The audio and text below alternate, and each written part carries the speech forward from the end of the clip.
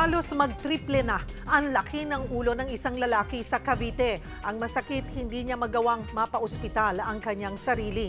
Para bigyan ng mukha ang balita, Mobile Journal, Yeda Pascual.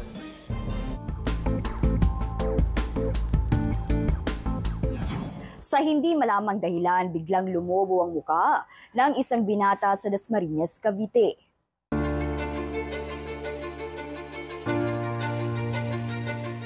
Siya si Dan Ponce, 19 anyos. Tinubuan ng malaking bukol sa muka. Graduating na sana siya ngayong taon, pero mapupurnada pa. Nito kasing nakaraang taon, napansin niyang may tumubong bukol na sinlaki ng jolin sa kanyang leeg. Inakala niya raw na kulani lang ito, kaya ipinagsawalang bahala niya. Dumaan po yung mga months, tapos napapansin ko po na lumalaki na po yung bukol ko. Hindi ko po agad sinabi sa parents ko dahil nga natatakot ako na baka yun nga cancer po agad, na dahil din po wala rin kaming pera. Siguro po mga November na noon, lumaki na po siya ng sobra. Ako, naging ganito na nga po. Sa tulong ng donasyon ng ibang tao, nakapag-CT scan at biopsy na si Dan noong nakaraang taon. Kaya lang wala raw nakitang resulta dahil panay lang ang pagdurugo ng bukol. Sa kanyang x-ray, lumabas na may bukol din siya sa baga. Dahil nga po yung mga kasama ko po sa bahay is naninigarilyo.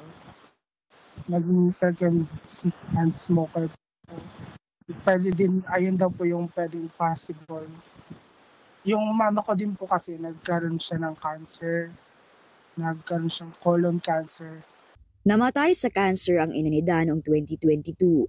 Ang kanyang ama, mula isilang siya, di niya na raw nakilala. Simula nang mamayapa ang kanyang ina, nagkawatak-watak na raw sila ng kanyang mga kapatid. Kaya ang kasama niya lang sa bahay ay ang kanyang Lola Virginia, 76 anyos, at Tito Edgardo, 56 anyos. Dahil parehong may edad na, hindi na raw makapaghanap buhay ang dalawa.